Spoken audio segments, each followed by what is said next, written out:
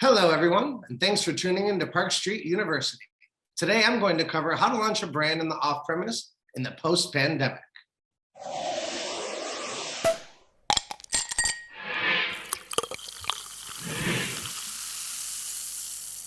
My name is Chris Ladas, and I'm the founder of XAL Consulting, a boutique consulting firm specializing in brand sales, launches, and distribution throughout the U.S.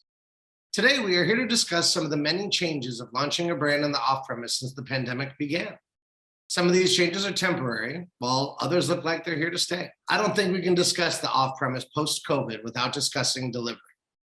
This change has perhaps been the largest shift in the retail space for alcohol in the memorable past, and it doesn't seem to be reverting back to the old ways anytime soon. Like food and many other services, delivery has become a major component to the sales of alcohol beverage brands. And apps such as Drizzly, Minibar, Instacart, just to name a few, they've changed the playing field for the off-premise. The off-premise used to solely mean shelf placement, tastings, packaging, and floor space. Let's not get ahead of ourselves. And when actually shopping in retail, these factors are still of vital importance. However, the pandemic taught many consumers that going to the store, whether it's for groceries, alcohol, or whatever it may be, isn't always necessary. Technology has once again changed the game. Consumers have everything at their fingertips. So we can all agree that delivery is here to stay. How does one navigate the delivery landscape with the off-premise? There is certainly strategy tied into this game, and the players that figure this out and master it, those are the ones that take the lead in sales. Online presence and social media have become vitally important for brand success in the off-premise, giving brand recognition to newcomers and helping to create that pull-through that new brands are looking for. One way in which the new brands are making a large impact in the marketplace is geo-targeted advertising via social media, followed by an online or app promotion with a local retail store. So for example, you'd see an ad on Facebook or Instagram using a promo code, and then you would get a discount on a delivery from that nearby liquor store, valid with delivery through Drizzly or Instacart. Another would be creating a local campaign based on geography, utilizing both the on and off premise. So for this, an example would be a feature in a local restaurant, followed by the promotion in the closest liquor store to that restaurant. And these are just a couple of examples of thought out campaigns that they can greatly affect the sales and help get product into the hands of new consumers without the ability to do the tastings inside the retail location. Another key factor in the off-premise is the bottle shop and packaging, and many new brands take this for granted.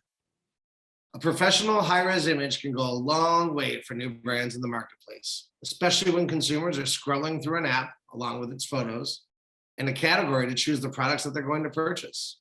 A catchy, unique image can make the world of difference for a consumer navigating through an app. Just ask the models on Instagram. What are some of the other changes in the off-premise now that we're semi through the pandemic? I guess teetering back and forth, and depends on the area. In circumstances where consumers are going back into stores, merchandising is the name of the game. New brands need to establish strong relationships with the retailers, secure that floor space, and execute strong marketing concepts and merchandising to get pull-through in that market. VAPS saw an unprecedented pull-through as consumers were looking to purchase the full package. When thinking of merchandising, several brands stand out amongst the rest as the gold standard. Think Veuve Clicquot in the yellow sleeves or boxes, or La Marca with the Tiffany blue boxes and packaging, and with the stacks all over the retail locations during the holiday season. It's this kind of impact that the new brand should strive for. Some of the most noticeable other changes in sales were that consumers went back into purchasing brands they were familiar with. Think Jack Daniels, Johnnie Walker, Absolut, or Stoli. So how do new brands squeeze their way in? That is the million-dollar question. The most simple yet not so expected answer for the new brand is market presence. A full 360 approach to market presence is the only way any new brands will be able to compete and squeeze out their portion of market share. A 360 market penetration has different meaning in different areas, but generally, it's when a brand has achieved a targeted presence in both the on and off premise, typically a 60-40 split, although that's debatable, that split is now changing, and consumers would recognize the brand and be able to call for it by name. This presence can be in certain neighborhoods with targeted on-premise accounts, as well as retail stores within the same vicinity. New brands have to pick that launch market, dominate and take their market share, thus achieving that 360 penetration. So how do you identify a launch market? Typically, to choose the launch market, the brand needs to consider where the highest amount of pre-existing relationships are and the brand's potential for success is the highest, whether it's through their investors, operating partners, or staff. That should be where the brand launches. So for example, I worked for a brand where the owners lived in Canada, but had a second home in Miami, and I was based in Miami. So we launched there first.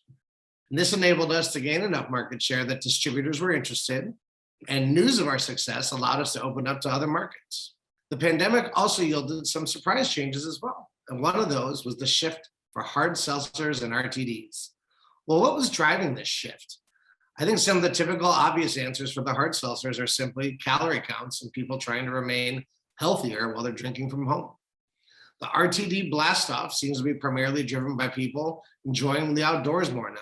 Consumers looking for less confined spaces to drink, whether it's a beach, a park, or a backyard. It is much easier to buy a pre-made drink than trying to transport all those necessary materials in a to-go manner. As the saying always goes, just keep it simple. So that's about all I have for today, and I hope you've enjoyed reviewing some of these changes for the off-premise in our post-COVID world. Please feel free to contact me if you'd like to learn more.